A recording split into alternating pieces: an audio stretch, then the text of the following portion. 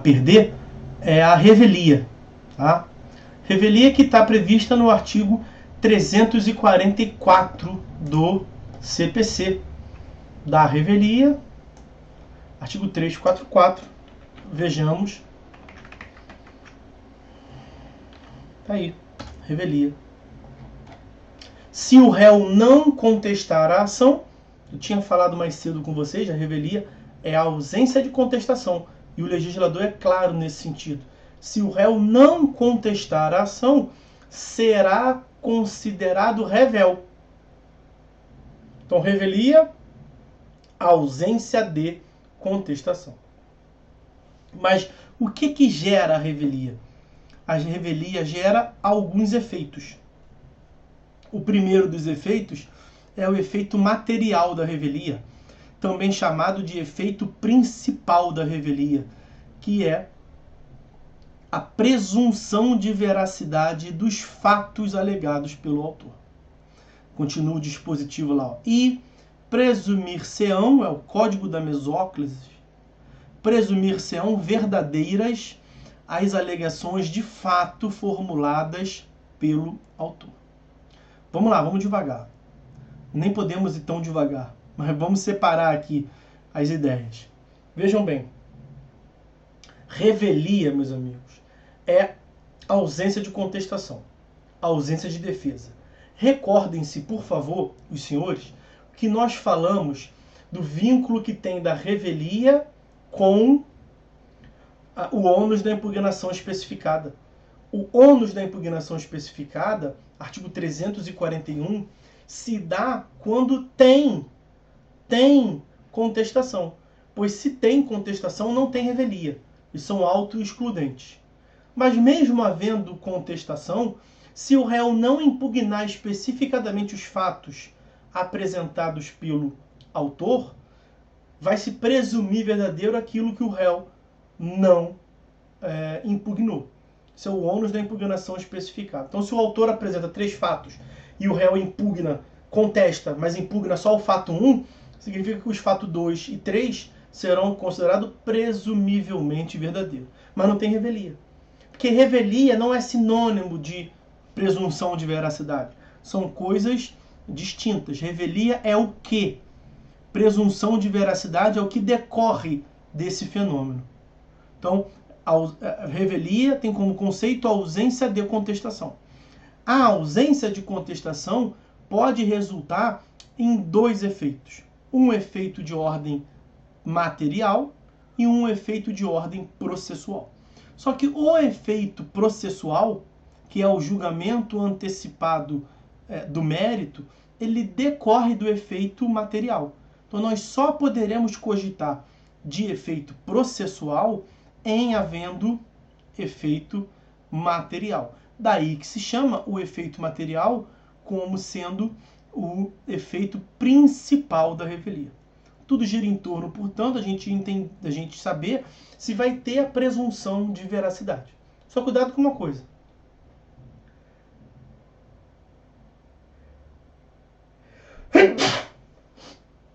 Me perdoe. Revelia não significa que necessariamente nós teremos a presunção de veracidade. A presunção de veracidade pode vir a decorrer da revelia. Então, essa presunção que nós temos ali, já saibam os senhores, como os senhores certamente já sabem, que é uma presunção relativa. O próprio artigo 345 vai trazer hipóteses nas quais não se aplica a revelia. A revelia não, mentira. A revelia não. O efeito material da revelia. Olha aí o artigo 345, só o caput para vocês verem. A revelia não produz o efeito mencionado no 344. Qual o efeito? Presunção de veracidade. Então, mesmo tendo revelia, mesmo o réu tendo ficado revel, não contestado, não vai ter a presunção de veracidade. Então, não é a mesma coisa. Revelia não é sinônimo, não seja necessariamente, automaticamente, a presunção de veracidade. Ok? E nem toda a presunção de veracidade vem da revelia, como nós vimos agora no artigo 341. Ok? Então, a revelia, ela pode ensejar presunção de veracidade. Nem sempre vai ensejar. E mesmo que enseja presunção de veracidade, a revelia não necessariamente leva a um julgamento de procedência, tá? Isso acontece muito na prática, tal, mas nada impede que seja o contrário. Nada impede, porque o fato, né, ele serve para dar corpo, serve para concretizar direitos. Os direitos são previstos em abstrato, né? A ocorrência dos fatos, a presunção quanto aos fatos, não resulta necessariamente que você tem direito. Pode ser que o juiz vire para o autor e fale assim, ó, o réu ficou revel, você viu lá? Então o que você falou é presumivelmente verdadeiro. Eu vou considerar que o que você falou é verdadeiro. Tá, julgo improcedente o seu pedido. Ah, mas você não julgou, não presumiu que o que eu falei é verdadeiro? Veja bem, eu presumi que o que você falou quanto aos fatos é verdadeiro. Presumir-se-ão verdadeiras as alegações de fato formulado pelo autor. E o fato que você alegou, mesmo que seja verdadeiro, estou presumindo que seja, não te dá o direito que você alega ter. Então, cuidado. Revelia é uma coisa, presunção de veracidade é uma outra coisa, julgamento de procedência já é uma terceira coisa. Nada impede, portanto, que tenha revelia e não tenha presunção de veracidade, que tenha revelia e seja julgado improcedente o pedido. Ok? Bom, vamos lá, vamos ver como eu disse que é relativa essa presunção de veracidade. Vamos ao artigo 345. Recordando, o artigo 345 trata de hipóteses em que, mesmo tendo ocorrido a revelia, o que é revelia? A ausência de contestação, mesmo assim, o autor não vai ter o benefício de ter suas alegações consideradas como presumivelmente verdadeiras. Ok? Quais são essas hipóteses? Vamos lá ao 345. Inciso 1º. É o mais problemático. Vamos logo eliminar ele de uma vez. Olha o que está dizendo o dispositivo. Houve revelia. Não houve contestação. Mas não vai ter a presunção de veracidade. Quando? Quando tendo mais de um réu, pluralidade de réus, algum deles contestou a ação. Tem que ter muito cuidado com esse dispositivo, porque ele está te enganando. O que é pluralidade de réus? Litisconsórcio no polo passivo, não é? Pluralidade de partes, demandante ou demandado, é litisconsórcio. Tendo mais de um réu, o litisconsórcio ele é passivo, ok? Bom, então vamos voltar ao capítulo do litisconsórcio.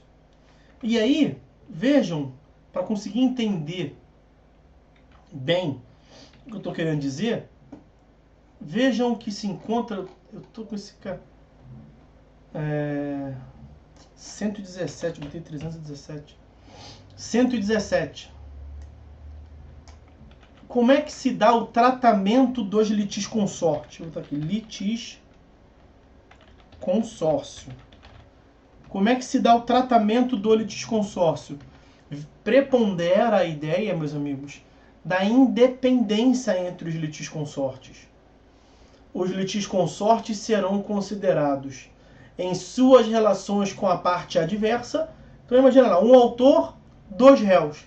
O réu 1 contestou, o réu 2 não contestou. Então o réu 2 em relação à parte adversa não se confunde com o réu 1. O réu 1 contestou, parabéns. O réu 2 não contestou, é revel. Independente. São litigantes distintos. Essa parte é importante. Exceto no litisconsórcio unitário. Caso em que os atos e as omissões de um não prejudicarão os outros. Então, autor, R1, R2, Ré1, Ré2. Litisconsórcio unitário. Qual é o litisconsórcio unitário, senhores se lembram?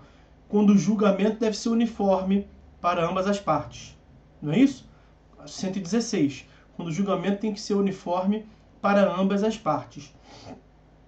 Por que o julgamento é uniforme para ambas as partes? Porque a relação jurídica discutida ela é inscindível, ela é indivisível. Exemplo clássico, toda a doutrina dá de litisconsórcio unitário. Ministério Público vai a juízo em face do marido e da mulher, em face do casal, para declarar a nulidade do casamento. Ele pode ir a juízo só contra a mulher? Só contra o marido? Não. O litisconsórcio é necessário, mas aí necessário já é um outro critério de classificação. Mas por que o litisconsórcio é necessário? Por que tem que estar autor, por que tem que estar marido e mulher na relação processual? Porque não pode dar um dos dois só, porque vai atingir a esfera jurídica do outro. Não tem como declarar nulo o casamento da mulher em face do marido, mas o marido continuar com a mulher.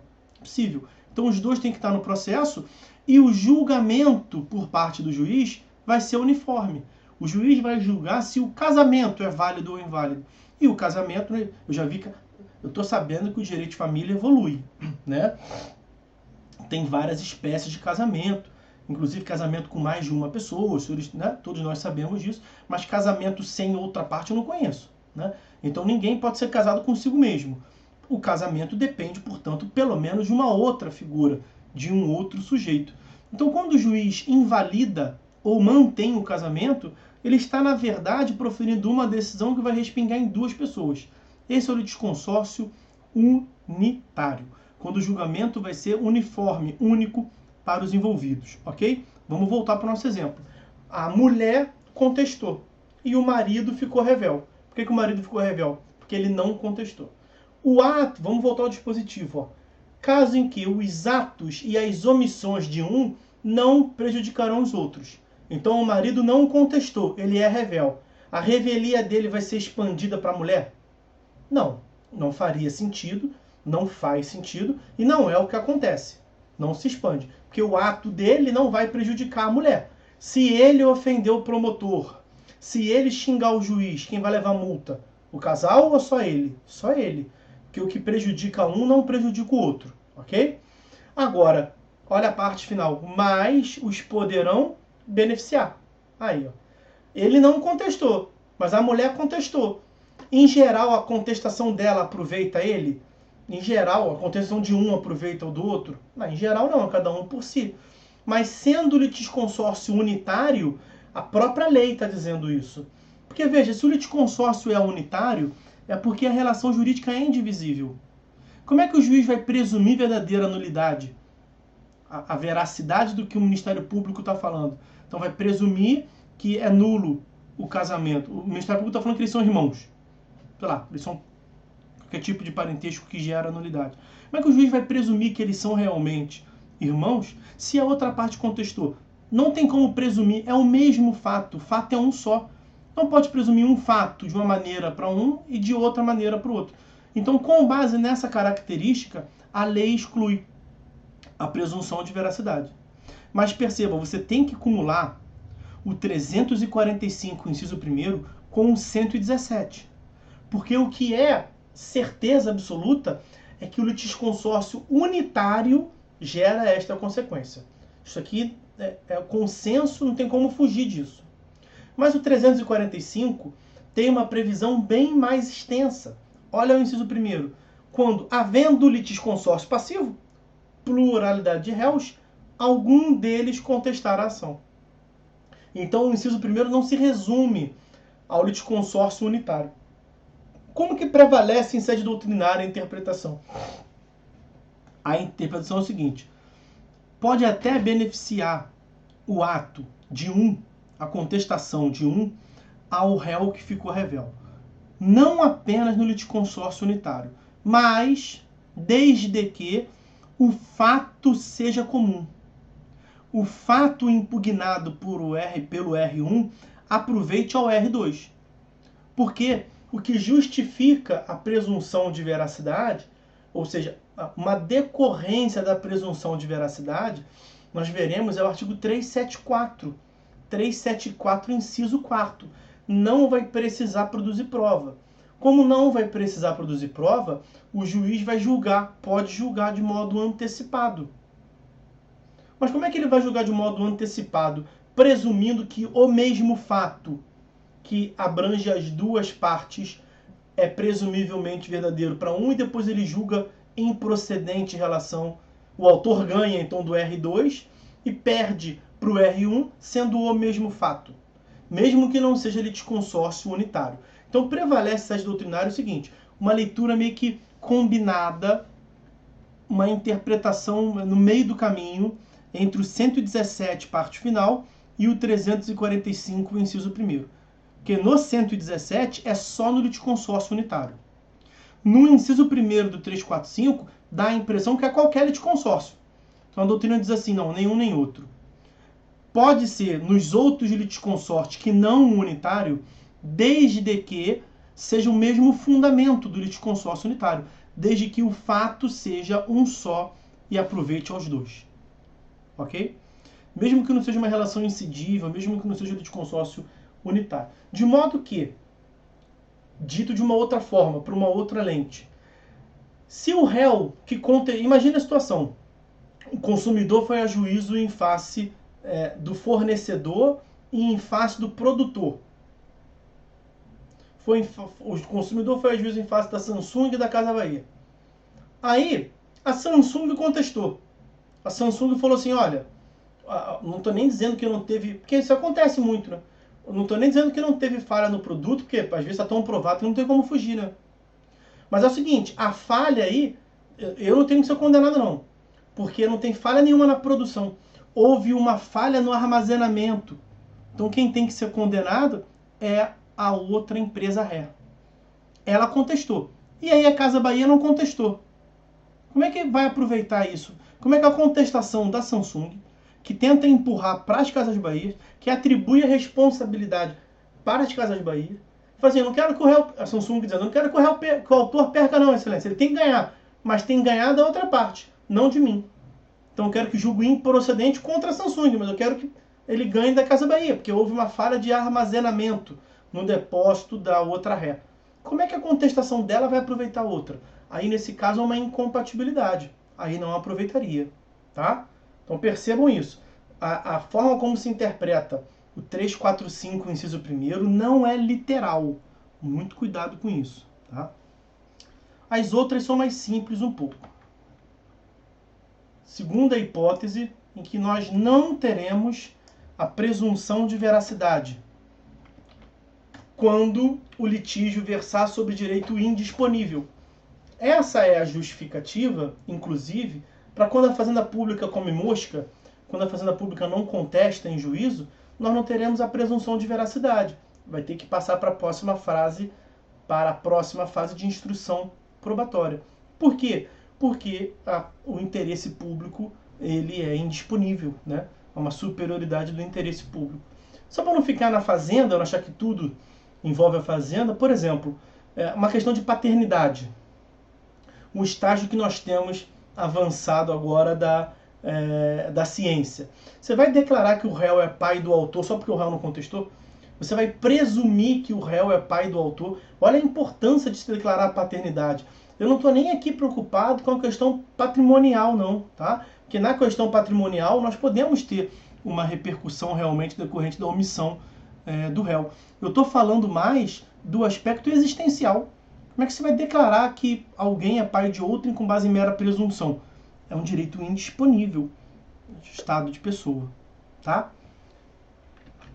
Inciso 3º. Quando a petição inicial não é acompanhada de um ato que a lei considera indispensável para a prova. Quando a petição inicial não estiver acompanhada do instrumento que a lei considere indispensável à prova do ato. Isso está lá no artigo 320 do CPC. Então, 345, inciso 3º, os senhores podem cumular aí com o artigo 320. Por exemplo, isso é uma exceção, né? Em regra, não há documentos indispensáveis logo no começo da demanda. Mas como é que você vai presumir que o autor é proprietário de um bem imóvel se ele não juntar a certidão? A aquisição, o direito de propriedade de bens imóveis não se transmite com registro?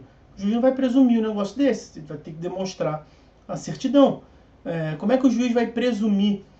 O autor pede o divórcio da mulher, o marido pede o divórcio da mulher, divórcio com culpa, com instituição das penalidades e consequências na partilha dos bens, na guarda das crianças. A mulher não contesta, por alguma razão qualquer. O juiz vai presumir o divórcio, vai presumir o direito ao divórcio? Como? Se eles podem nem ser casados. Então, nesse caso, tem que ser documentalmente comprovado por certidão o casamento, nesse exemplo. Como é que o juiz vai cogitar em divorciar alguém se nem sabe se eles são realmente casados? Então, não vai ensejar a presunção de algo que você não pode presumir, porque você depende de um instrumento. Certidão é um ótimo exemplo, ok? E aí, por fim, no 345, inciso 4º, não vai ter a presunção de veracidade se as alegações de fato formuladas pelo autor forem inverossímeis. Inverossímeis é aquilo que não parece verdade, tá? Inverossímil é aquilo que não parece verdade. Então o autor alega que foi envolvido num acidente de trânsito e o réu estava a 300 km por hora dirigindo um Fusca e mais, ele estava ali na Avenida Presidente Vargas. O acidente foi num dia útil às 17h30. Todo mundo sabe que, por experiência comum, num dia útil, você não consegue, na Presidente Vargas, trafegar nesse horário nem mesmo a 40 km por hora. Você atravessa ela de fora a fora num engarrafamento descomunal. Como é que pode? Como é que o juiz vai considerar verdadeiro, vai presumir verdadeiro algo que não está descendo? Um Fusca botou 300 km, não quero nem duvidar não. Pode ter mexido no motor, sabe-se lá. Tá. Mas aonde? Numa avenida, em um dia útil, em que não se trafega nem a 50 km por hora, a juiz não vai presumir isso como verdadeiro, né? Ou quando tiver em contradição com provas constantes dos autos. Se o réu não contestou, nós estamos aqui cogitando de aplicar os efeitos da revelia ou não. Revelia é a ausência de contestação. O que o 345, inciso 4º, está dizendo? Prova constante dos autos. É prova que o próprio autor trouxe. Eu mesmo já vi. Tá? Eu já vi. O autor foi a juízo, formulou um pedido de condenação, cobrança, tá falando de cobrança, condenação do réu a lhe pagar a quantia que ele emprestou e não foi paga. Nem era questão de empréstimo, não. Era um boleto lá qualquer. Só que o próprio autor juntou o comprovante de pagamento. O próprio autor juntou o recibo de quitação. Como é que o juiz vai presumir que não houve pagamento? Está provado que houve pagamento. Aí evidentemente que não. Por quê? Porque a prova, ela prepondera, ela prevalece sobre a presunção. Na verdade, a finalidade da presunção é evitar a necessidade de produzir prova.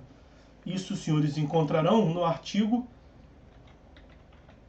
374. Já adiantando aqui, a gente vai vendo alguns tópicos para frente também. 374. Não dependem de prova os fatos notórios. Então, se você vai a juízo dizendo que teve Covid-19 no começo, em meados de 2020, você não precisa nem provar esse fato. Isso é um fato notório. O fato afirmado por uma parte e confessado pela parte contrária. Inciso 3º. Os fatos admitidos no processo como incontroverso. Inciso 4º. O fato em cujo favor milita a presunção legal de existência ou de veracidade. Ali, presunção legal de veracidade. Então, com base no artigo 374, inciso 4º, artigo 374, inciso 4º, o efeito material da revelia qual que é? Presunção de veracidade.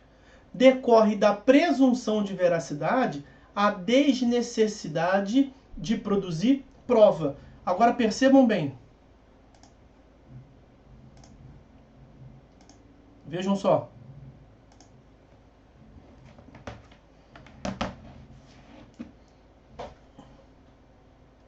Nós estamos aqui no procedimento. Vou botar aqui, procedimento. Começamos com a petição inicial. Vimos alguns atos.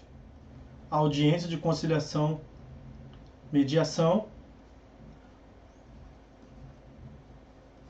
Resposta do réu. aqui a revelia. Porque a revelia aqui tem o prazo de 15 dias para ele oferecer resposta, e aí se deu a revelia por quê? Porque ele não contestou. Revelia, ausência de contestação. A sentença está aqui no final. Aqui dá a sentença. O que nós teremos nesse momento aqui? O próximo ato que nós veremos são as chamadas providências preliminares. Depois estudaremos o julgamento conforme o estado do processo. E aqui nós temos a instrução probatória.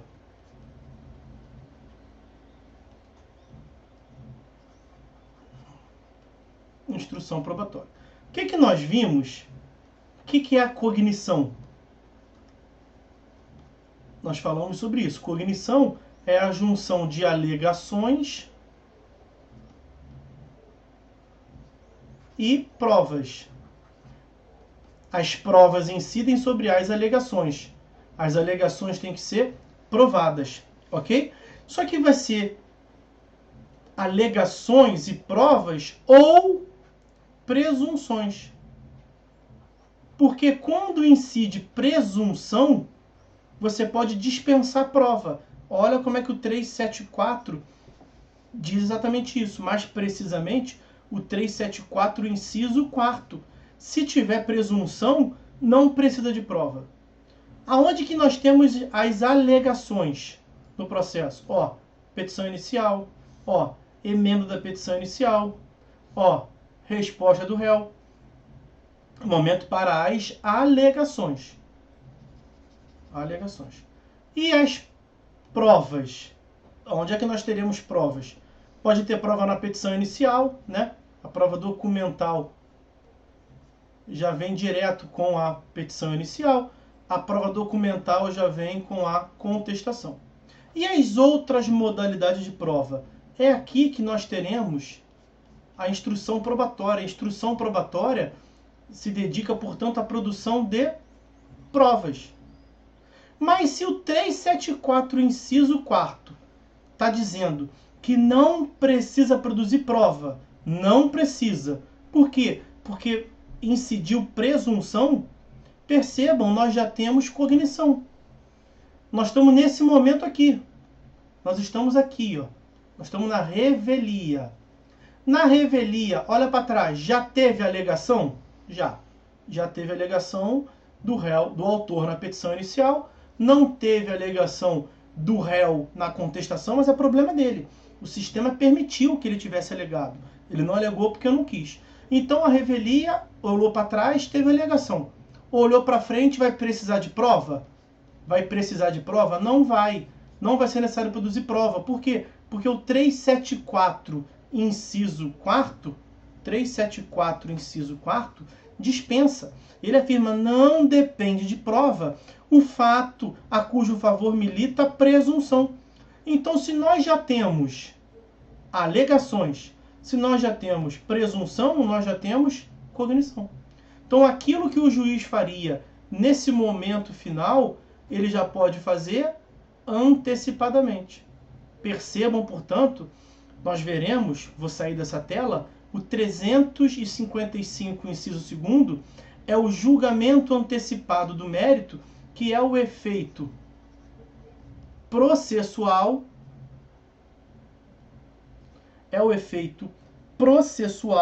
da revelia. Vamos lá, deixa eu sair aqui. Olha o 355, inciso 2º.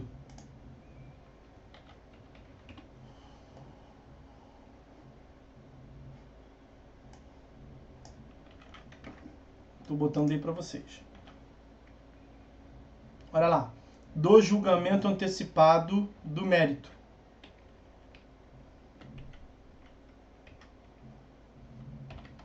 Tá aí.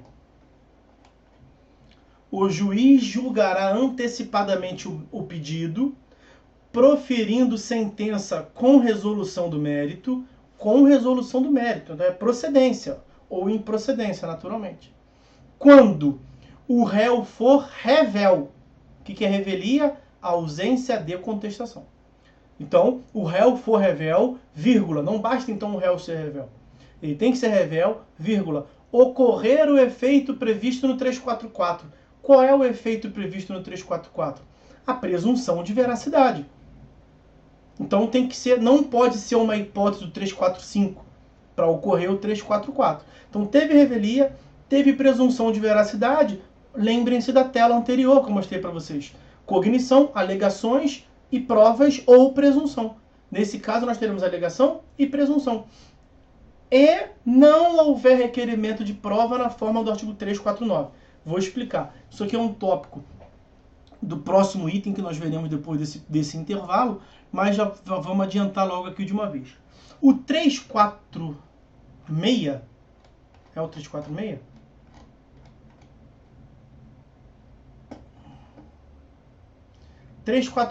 Parágrafo único. Deixa eu botar o 346 todo aí e explico rapidamente para vocês. Olha lá. 346 caput. Os prazos contra o revel que não tenha patrono nos autos fluirão da data de publicação do ato decisório no órgão oficial. Seguinte, no Código de 73 eram 2 efeitos processuais. O segundo efeito processual, além do julgamento antecipado, era que o prazo correria em cartório. O prazo para o réu revel não teria sempre teria publicação, mas a publicação se daria pela disponibilização em cartório. Não precisaria, portanto, publicar no Diário Oficial. Isso não existe mais no Código de 2015. Tendo ou não tendo o advogado constituído, vai publicar sempre no Diário Oficial, ok? Então não existe mais o prazo do réu correndo em cartório. Parágrafo único. O réu revel pode intervir no processo em qualquer fase, recebendo-o no estado em que se encontrar. Então, o fato do réu não ter contestado não significa que ele não possa fazer nada no processo. Ele pode intervir no processo, mas ele vai agir dali para frente. Ele não pode pretender retirar a revelia. Claro, a não ser que seja uma questão da citação, como nós mencionamos, né? Bom, algum vício na citação. Esse é o 346, parágrafo único. O réu revel pode ingressar no processo a qualquer momento, recebendo-o no estado em que se encontra. Aí olha o artigo 349. Você poderia se perguntar assim, mas professor, o réu entra no processo a qualquer momento, recebendo no estado em que se encontra, mas ele pode contestar? Ele pode apresentar alegações? Olha, ele não pode contestar. Ocorreu preclusão temporal, né? Ele perdeu o direito de contestar. Aí já me perguntaram assim, mas ele pode oferecer uma petição qualquer com as alegações sem ter o nome de contestação? Claro que não, o nome é o de menos aqui. Quando se diz que ele não pode contestar, ele não pode se defender. Ele não pode oferecer alegações defensivas. Defesa de mérito direta, defesa de mérito indireta, defesa processual. Ele não pode fazer isso. Asterístico. Salvo as objeções, né? As questões processuais que podem ser alegadas a qualquer tempo, que não se submetem à preclusão, o réu revel pode alegar, tá? Sendo objeção, justamente pelo fato de que não se submete à preclusão, o réu pode alegar.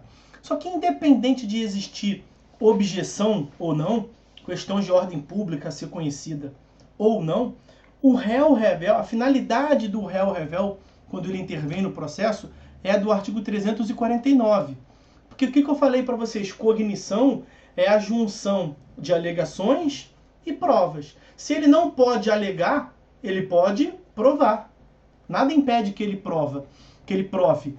A consequência da revelia não é a presunção de veracidade? Nós não vimos que prova vale mais que presunção? A presunção se substitui à prova, quando não há necessidade da prova. Então, quando o Código diz que o réu pode ingressar no processo, assumindo ele no estado em que se encontra, a atuação do réu vai se restringir a trazer uma alegação de ordem pública, uma objeção, ou trazer uma prova. Uma prova para afastar a presunção que está favorecendo ao autor. 349. Ao réu revel será lícita a produção de provas. Provas contrapostas às alegações do autor, desde que se faça representar nos autos a tempo de praticar os atos processuais indispensáveis. O que é esse a tempo aí? Porque estamos no 349. Mas o 355 lá na frente vai dizer que o juiz pode julgar antecipadamente. Então o que o legislador está dizendo para o réu? Réu, você pode ingressar no processo, mesmo tendo ficado revel. Mas foque em me trazer prova para afastar a presunção. Mas é o seguinte, corre porque eu autorizei o juiz a julgar antecipadamente. Então por isso que tem esse desde que se faça representar a tempo de praticar os atos. E olha a parte inicial. A atuação lícita do réu é no sentido de produção de provas. Aí agora a gente entende melhor ainda esse 355, inciso 2º, para a gente encerrar essa parte do encontro. Vamos ler de novo. O juiz julga antecipadamente o pedido, profere sentença de mérito quando o réu for revel. Ele não contestou. Quando ocorreu a presunção de veracidade, ou seja, não é uma hipótese lá do 345. E também o réu não afastou a presunção por meio de prova. Ok? Tá visto aí, então, tudo sobre revelia. Na verdade, falta um detalhezinho que nós veremos no próximo encontro, depois do intervalo, porque tem a ver com o próximo tópico de providências preliminares. Então, é isso. Está na hora de parar, não tá? Nós viemos... 2h15? 3h15, 3h45. É isso aí. Na hora de fazer o intervalo. Fernanda, nesse caso, o réu teria que fazer uma petição simples só para... Isso! Não, Fernanda, que desculpa o quê, meu amor? Não tem isso não. É uma petição simples que ele vai juntar a prova, né? Da forma como quiser. Leonardo, o réu revel pode apresentar alegações finais, professor? Pode, mas nas alegações finais ele tem que tratar sobre objeções e ele tem que tratar sobre questão probatória. Ele não pode aproveitar a alegação final para discutir fatos, que está preclusa essa matéria para ele. Mas, Leonardo, meu amigo, aquilo que eu costumo falar com vocês aqui, uma coisa é uma coisa, outra coisa é outra coisa, né? A teoria não deve se afastar da prática, mas em algumas hipóteses é muito difícil. Então você imagina uma alegação final oral, em audiência, na AIJ, e aí o réu falou aquilo tudo, o juiz já ouviu. Tem algumas dificuldades que são complicadas. Veja, mesmo numa alegação final escrita, o réu lá se pronunciou sobre alegações. O juiz não pode considerar aquilo. Mas será que no subconsciente não leva em consideração? Então é uma questão meio tormentosa, tá? Mas tecnicamente, quando o réu fica revel, preclui a oportunidade dele a trazer as exceções. Então, da revelia para frente, ele só pode atuar para trazer objeção. Por que ele pode trazer objeção? Porque não tem preclusão, né? A impossibilidade dele falar é justamente pela preclusão. Preclusão é a perda da possibilidade de praticar um ato processual. Então, teve preclusão, ele não pode. Se não se sujeita à preclusão, ele vai poder. E quando a defesa do réu não se sujeita à preclusão, ela é uma objeção, de qual nós falamos aqui, né? Então, ele pode tratar de objeção ou pode tratar de questões probatórias. Que está provado, que não está provado, se a prova dele afasta a presunção ou não.